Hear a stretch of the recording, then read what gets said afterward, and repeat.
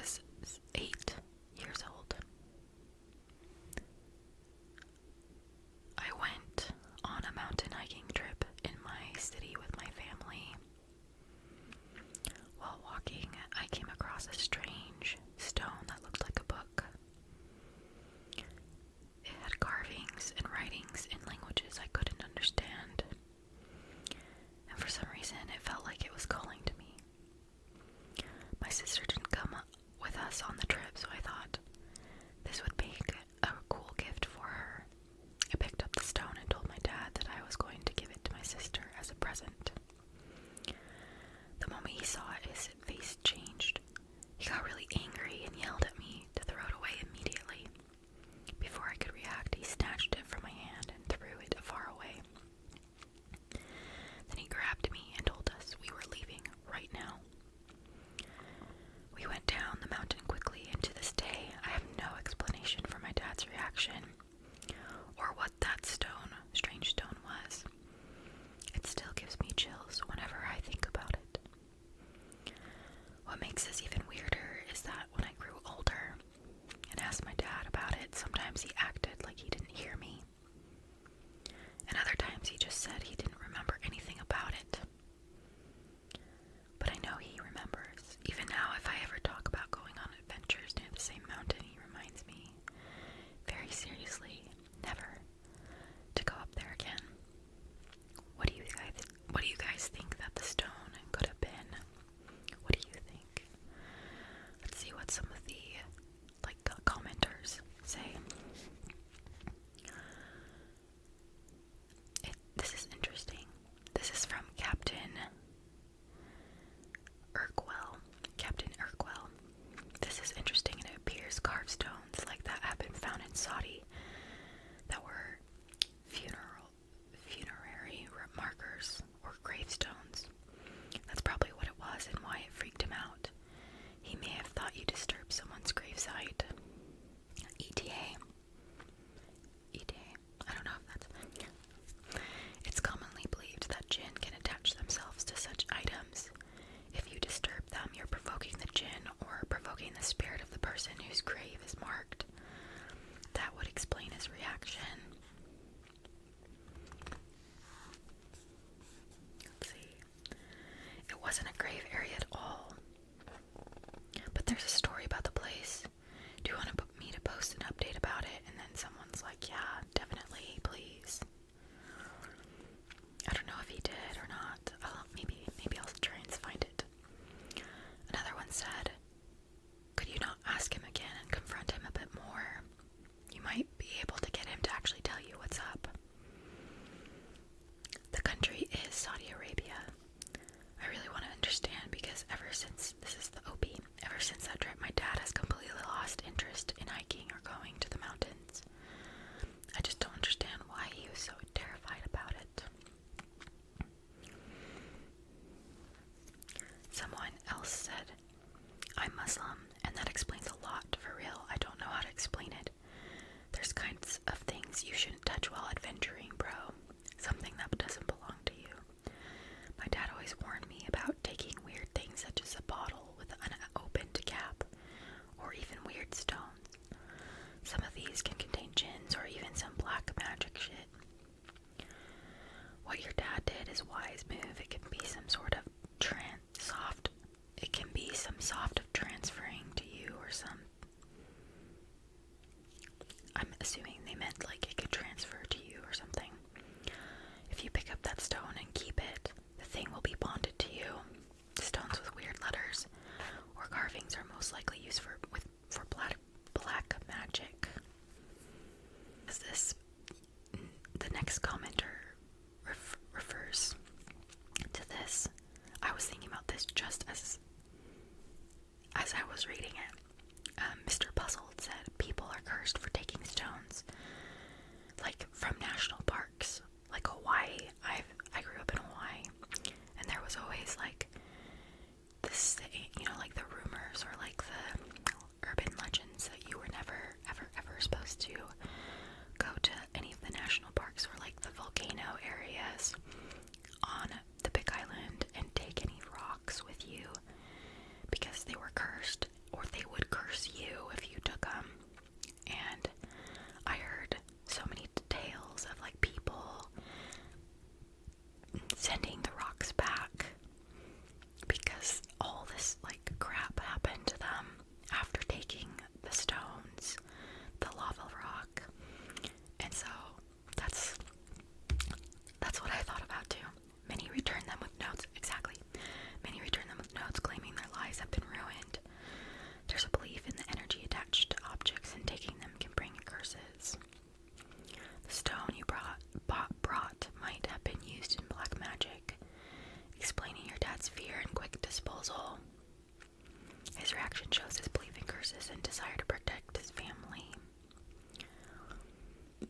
The OP was like, yeah, that makes sense. But my dad is the type who tells me everything dangerous in our village, so I won't touch it again. But that fear in his eyes, I've never seen it before in my life.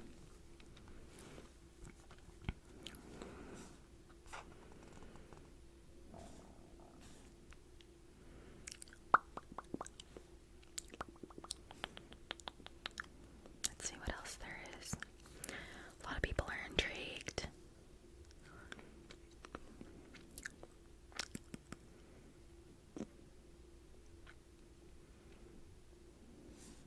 Okay, I'm gonna go look to see if this user has posted anything else.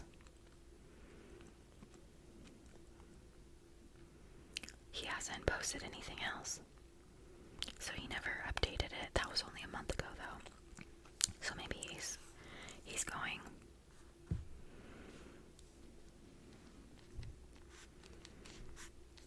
Maybe he will update it eventually.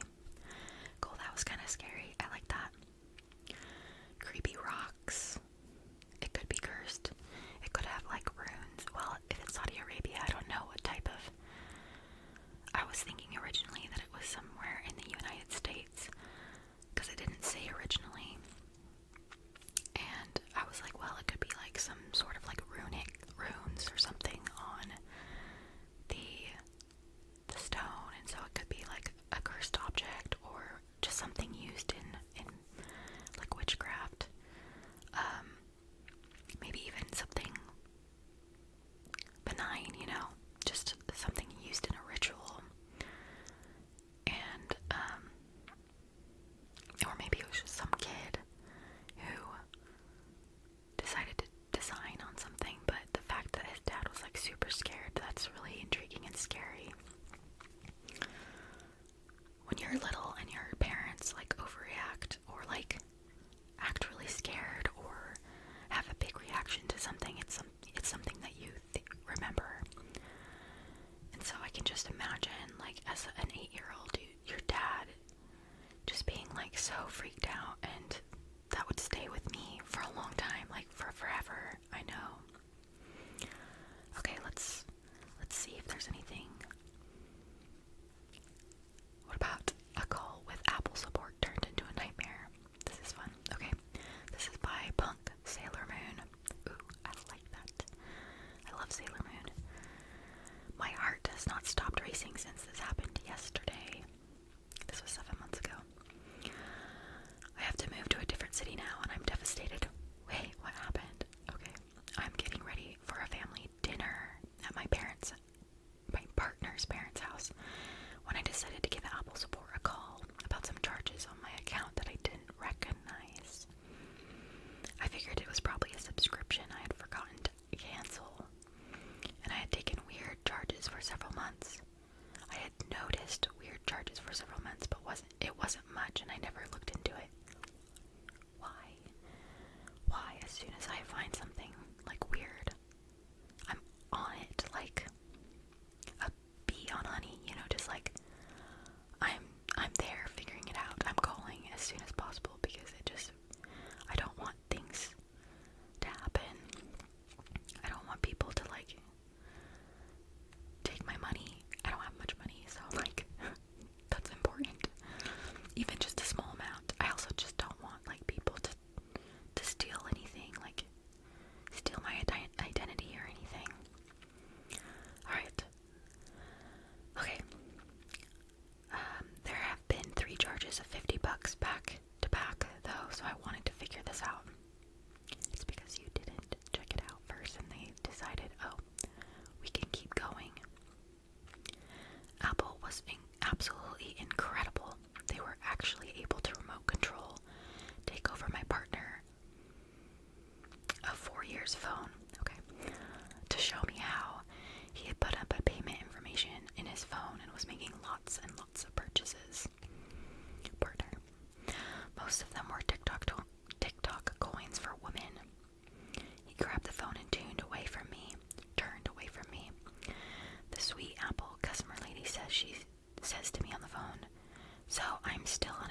and I do see that he started unsaving things in TikTok, ...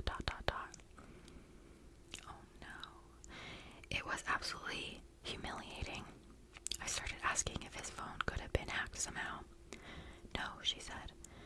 There's absolutely nothing wrong with his phone or account in any way, and the only way for my payment information to get on his phone is for him to put it there. Would you like to know the total? She asked me. Sure. $700 from the last billing statement. But there's more from previous statements. Oh wow. It's possible I put my payment info into his phone to buy something at some point, and he didn't realize he was charging me. His family is wealthy. Me and my family are quite poor, but I'm doing well now. And he may have thought he was charging his mom. Either way, our relationship is very over. I actually called his mom to let her know. I'm getting the money back through Apple for the last statement. The scariest thing is how you can swear that you know someone through and through and you actually don't at all. Always be responsible and check on card charges you don't recognize right away. Interesting. Good thing that, it's everyone's like, yeah, good for you, vigilance paid off. You found out your partner was unworthy, which is, you had the guts to break it off.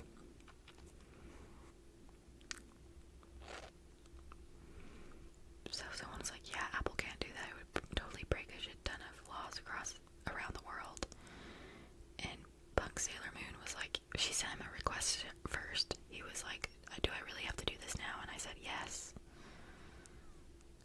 I think they would be able to do that because people have remoted, even like years ago, when I had like a Lenovo laptop, they remoted into my laptop, and this was like 10 years ago, so why wouldn't Apple be able to do that if they had permission?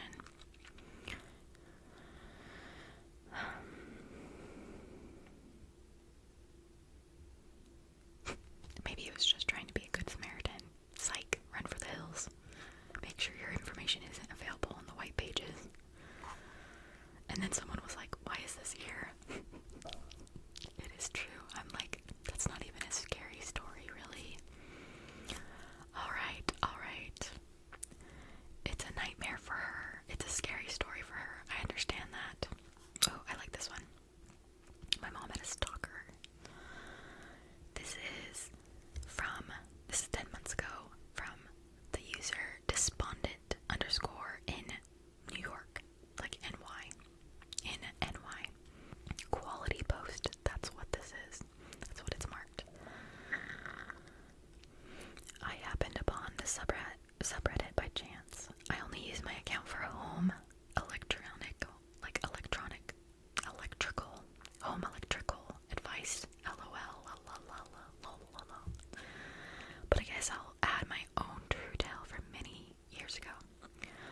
Almost all of this I was unaware of at the time, and only found out the context of my memories years later from my parents. In about 1986, I was about 5. My dad's job moved us from Brooklyn to a bit upstate, and we bought a house in Connecticut. It was quite a change in lifestyle. Yeah. From a crazy crowded neighborhood to 3 or 4 acres on a windy road in the woods. My mom especially loved it, and the scenery. She especially loved the scenery and the quiet. It should be pointed out that my mom was about 27 or so at the time. My dad was 30. All was fine for a while until my mom grew increasingly uneasy about a man said she was seeing everywhere she went. When she went to the supermarket, he was there and would smile at her. She took my sister and I to the park one day, and he was sitting on a bench staring at her. There were many more instances, and at some point my mom mentioned it to my dad, who I think kind of wrote it off at the time. He had never seen the guy and figured it was just a coincidence. The town wasn't terribly big. You were bound to run into people over and over, but my mom was adamant, and it began to get more frequent over the course of about a month or so. I can almost recall her always always being on edge when we went places. Finally, after one such incident, she called my dad at work crying and said that she was sure now that he was watching her daily movements. She said she was leaving to pick up my sister from nursery school when she noticed a car through the trees on the road about 50 yards up from our driveway. When she got in her car, the other car pulled out and began to follow her. With increasing worry, she drove to get my sister and went to the school. When she came out, she saw the guy who she said appeared to be her age with sunglasses on, standing by his car looking at her. She had had enough at this point, and her Brooklyn kicked in, and she started yelling all manner of shit at the guy, who promptly jumped in his car and sped off. This was enough for my dad now, who came home from work and promptly called the police. I remember they came to the house and spoke to my parents in the other room. Well, as luck would have it, the police knew exactly who the guy was, as he had been on their radar for a similar incident a few years before with another woman. Yuck. They described him as sort of simple-minded and harmless, and had never threatened anyone or done anything violent. Doesn't matter. That doesn't mean that you won't do it now. He was just a bit of a weirdo who couldn't take a hint. In what was a stunning display of small-town police ineptitude and sort of stupidity on the part of my father to allow it, the cops said they would speak to the guy and his parents, whom he lived with, and basically tell him to knock it off again. And so they did. They explained their son was a little socially off and never meant to hurt or scare anyone. They basically said that they told him to leave my mom alone, or they would get the police involved themselves. And in true naive small-town fashion, everyone just sort of shook hands and let it go. It was about 9 p.m., and I was in bed, not yet asleep. I could hear my parents watching TV in the living room. At some point, I heard my sister leave her room and walk down the hall towards the den. Suddenly, there was a commotion and an air of panic. It appeared that my sister was having an asthma attack and was really struggling to breathe. This would be the first of many attacks that had her on an inhaler into adulthood. My dad was running one way, my mom another. I heard the shower come on in an attempt to see if the steam would open up her airways. I remember my mom starting to shout that it wasn't working and to call 911. At this point, I got up and stood in the hallway watching this unfold. I remember my dad yelling that he had called 911 and they were on the way. My mom was still in the bathroom trying to get my sister to breathe steam, and I never forgot what happened next. I walked down the hallway toward the den and the staircase that led to the front door. It was a split-level ranch-type house built into the side of a hill, so you had to walk down a flight to get to the front door. I think I was hoping to find my dad, who was probably in the kitchen where the phone was, as I was starting to panic a bit over the situation. However, he ran past me towards the bathroom where my mom and my sister were. Suddenly, at the bottom of the stairs, stood a young man staring at me. The front door open wide behind him. I yelled to my parents that the police were here, and I heard footsteps come running down the hallway towards me. It had only been maybe 1 minute since my dad had said he called 911. I can recall thinking, even at 6 years old or so, wow, they came here so fast. My mom came up behind me and proceeded to let out the most blood-curdling scream I've ever heard. It was the effing stalker, standing there looking up at us. I hadn't recognized him, so I was now thoroughly confused as to what was going on. My dad was about 3 seconds behind that scream, and when he got there, my mom screamed, "It's him!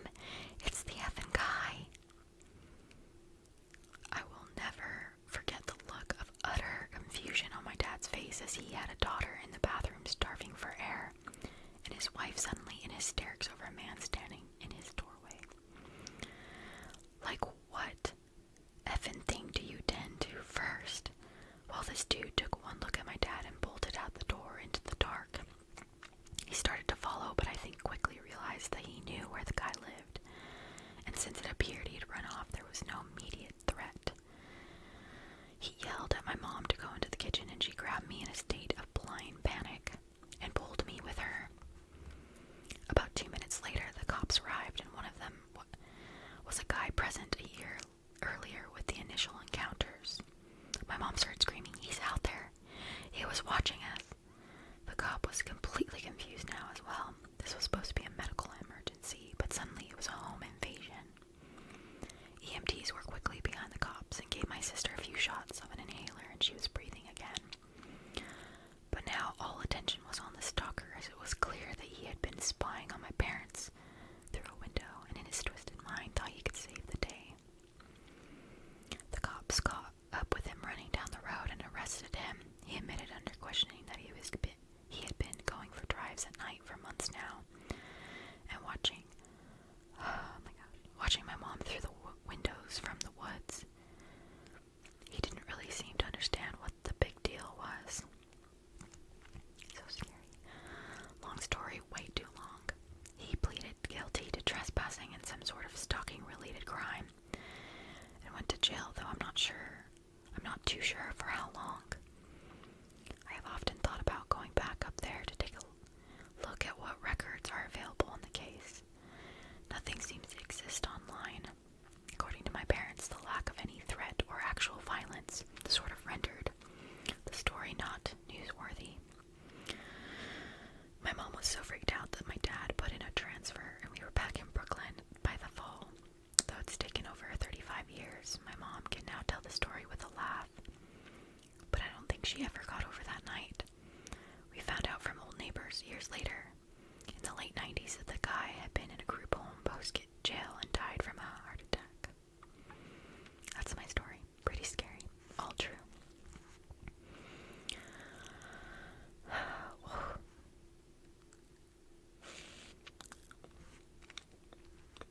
Yeah, exactly. It says, someone was like, "Yeah, such BS coming from that small town police."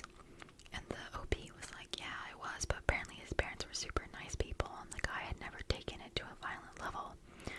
So they tried to do the nice thing and keep him sort of out of trouble. But he definitely had a screw loose, and it was only a matter of time before something bad happened." That's exactly. He needed more help than that, you know? Maybe not like jail, obviously, but like, I think some obviously more mental help than just being with his parents and having them watch him. Scary.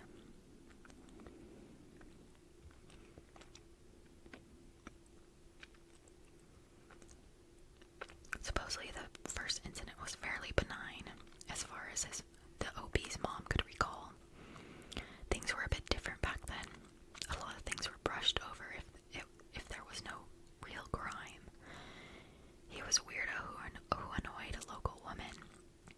The cops yelled at him and he stopped. He was probably up to all manner of weird shit, but they only knew about this one woman who made a complaint.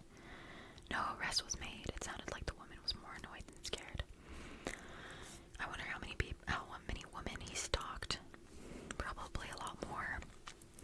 If he did it right, like if he was stealthy about it, but I don't know. Okay, maybe one more.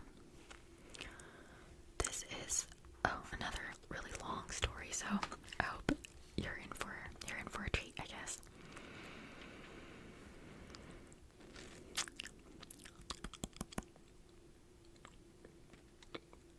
Okay. Actually, let's do this one another time. Let's do like a smaller one.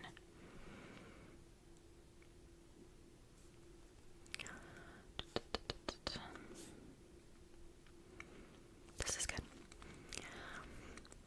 I saw an saw an identical copy of myself in the woods when I was 12. This is by Independent-File-310. It's marked as strange.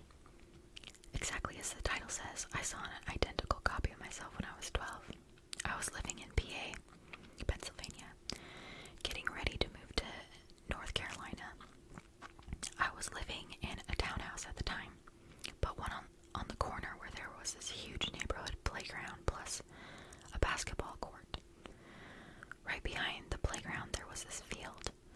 It wasn't like huge, but it was decently sized. And then there were woods behind it. I went out into the field one last time before we had left the house for good. I was wearing this corny pink t-shirt from like Walmart that said something about boys being losers. And then in parentheses it says, don't hate, LOL. I was 12. Skinny jeans and these weird light up shoes. As I was walking further into it, I saw it. There was someone who had my exact facial features, wearing the exact outfit, same hairstyle, same birthmark, same everything. I just stared at it in disbelief because I assumed I was just seeing things, but then it started moving. She walked up to me and paused for a moment before saying, "Don't leave." I stopped there frozen for a while, and then she started shaking her head no, before just turning around and walking away. I haven't seen anything like it since, and anytime I tell someone about it, they immediately assume I'm lying. I wasn't tired when this happened. I obviously wasn't drunk or high. I just saw it. It wasn't like a brief reflection I could have seen in a body of water. We were standing around trees and dirt. It creeps me out to think about it, and I still don't know what it could mean. I thought that maybe it's connected to these two kids in my neighborhood who always told me they could see and talk to ghosts. And when I asked them to prove it, they started listing my dead family members. Oh my god. I would have been 7 at the time, and they were 8 and 10. Neither of them knew my last name. Their parents didn't know my name to begin with. I would just see them at the park. And that happened. They told me how they died, and I later confirmed with family members that, in fact, that was how they died. I don't know how these two instances could be connected, but I feel they are somehow. Someone else, another commenter, said, when I was 12 to 13, me and my brother were playing at my dad's girlfriend's house out in the woods, and we used to play a game where we would sneak around looking for each other. And twice while we were playing this game, we saw copies of ourselves trying to get us to go further into the woods. I've never been back. This was during broad daylight as well. And the OP was like, okay, so I'm not crazy. Yeah, it's interesting. I've heard things about like doppelgangers. Those are kind of scary stories.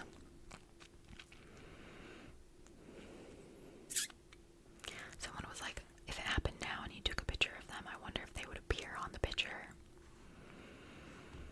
Someone else said, it makes me think of the sci-fi stories where two realities exist and one person from one reality slips into the other.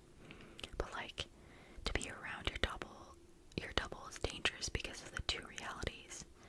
And so one would avoid the other to not interrupt the timeline like back in the future. So I feel like her telling you to stay there was so she could leave and maybe go back to her reality.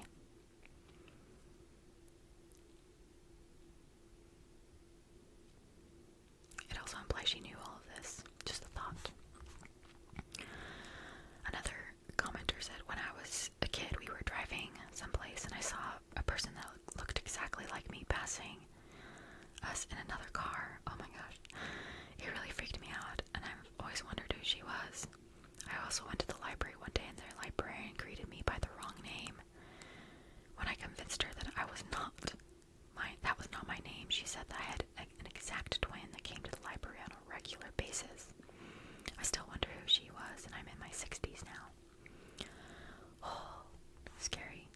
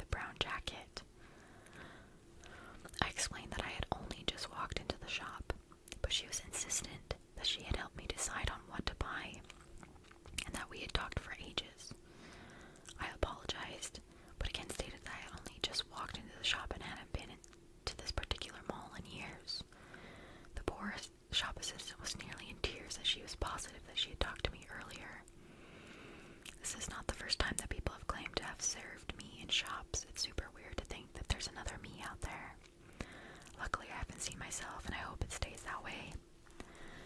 That would drive me, like, absolutely bonkers. Like, really, I would be so, like, weirded out. I saw myself on a bus once heading home late one night, early teenage years. I was sitting at the window seat looking outside as I usually did, since I enjoyed taking in the scenery around me and looking at the glowing neon signs of stores, etc. During some parts of the journey, another bus pulled alongside of my bus going the opposite direction. I looked up and to my surprise, there I was. Same features, same hairstyle, same shirt. I remember gasping and being terrified, and the other me began smirking. I could see clear as day. The bus lights were on, and there was no mistaking it. My bus started pulling away, and as much as I didn't want to look at myself, again, I took one last peek and noticed my doppelganger was staring at me. The smirk never left her face. I went home and told my mom about it like an idiot, and she said I was seeing things. I know that I wasn't. This happened many years ago, and to this day, whenever I think about it, not only does it give me chills, but I'm afraid of the idea that I might run into myself again. So no, you're not crazy, and yes, I believe there's a meaning behind it, but I have no idea what it is. That's so scary. We went to this island once, and there was a